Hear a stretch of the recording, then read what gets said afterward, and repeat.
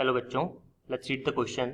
The question says, if the degree of dissociation of aqueous solution of weak monobasic acid is determined to be 0.3, then the observed freezing point will be dash% higher than the expected theoretical freezing point. तो आपको बताना है कौन सा option सही होगा, A 30, B 45, C 50 and D 70. चलिए इस क्वेश्चन को सॉल्व करते हैं, लेकिन पहले लिखेंगे अपन इसका की कॉन्सेप्ट. तो इस क्वेश्चन के लिए जो हमारा की कॉन्सेप्ट रहेगा दैट विल बी योर आपका फ्रीजिंग पॉइंट है ना. तो यहाँ पे आप कर सकते हो degree of dissociation, degree of dissociation and freezing point. Freezing point. अब देखिए इस क्वेश्चन को सॉल्व करने से पहले हम यहाँ पे कुछ चीज़ें ऑब्जर्व करते हैं. सबसे पहली चीज़ तो हमारे पास में है एक वीक मोनोबेसिक एसिड. तो अगर हमारे पास में एक वीक मोनोबेसिक एसिड है तो यहाँ से अपन चीज़ों को स्टार्ट कर सकते हैं. तो स्टेप 1 के अंदर आप क्या करोगे, आप लोगे एक वीक मोनोबेसिक एसिड, उसका करवा देंगे अपन डिसोसिएशन. तो वीक मोनोबेसिक एसिड का मतलब हो गया, मैं यहाँ पे ले सकता हूँ HA. HA क्या होगा, डिसोसिएट होगा किसके अंदर, H+ में और A- के अंदर. अब अगर मान लीजिए इनिशियली जब T आपका 0 हो तो इसकी कंसंट्रेशन 1 हो गई, इसकी 0 हो गई, इसकी 0 हो गई.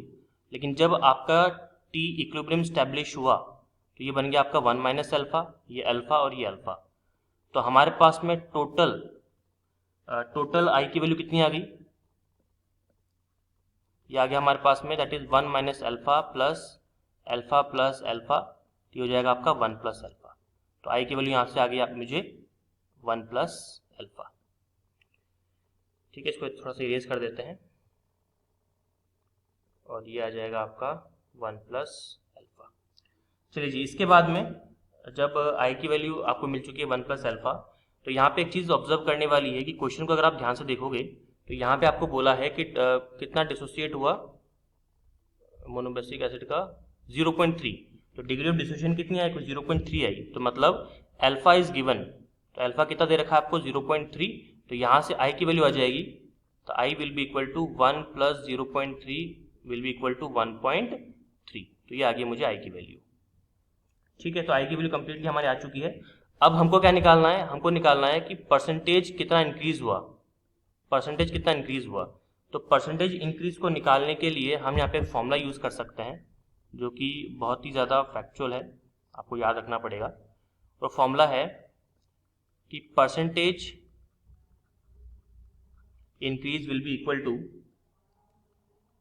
Delta TF. फ्रीजिंग पॉइंट में चेंज के हम बात करें तो डेल्टा TF ये हो जाएगा आपका observed minus delta TF calculated upon delta TF calculated into percent निकाल रहे तो 100.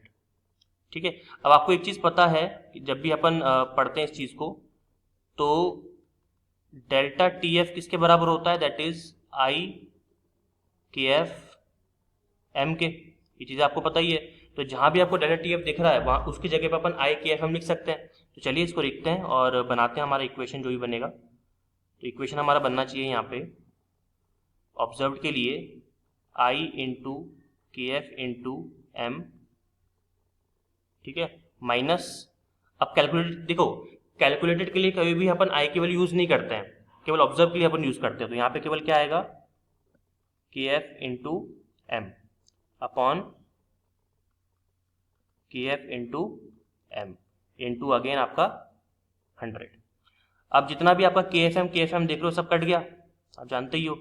ठीक है ना, KFM सारा कट गया. तो केवल क्या बचा आपके पास में, तो परसेंटेज जो आपको इंक्रीज मिला that will be equal to आपका I - 1 × 100. और I की वैल्यू चूंकि हमारे पास में है कितनी है, 1.3. तो इसको अपन यूज कर लेते हैं. और जब आप इसको यूज करेंगे तो ये आपके पास में आएगा तो percentage increase will be your, आई कितना था 1.3 माइनस 1 इंटू 100, तो हो जाएगा तुम्हारा 0.3 इंटू 100, तो कितना आ गया आपका परसेंटेज इंक्रीज, दैट इज 30%।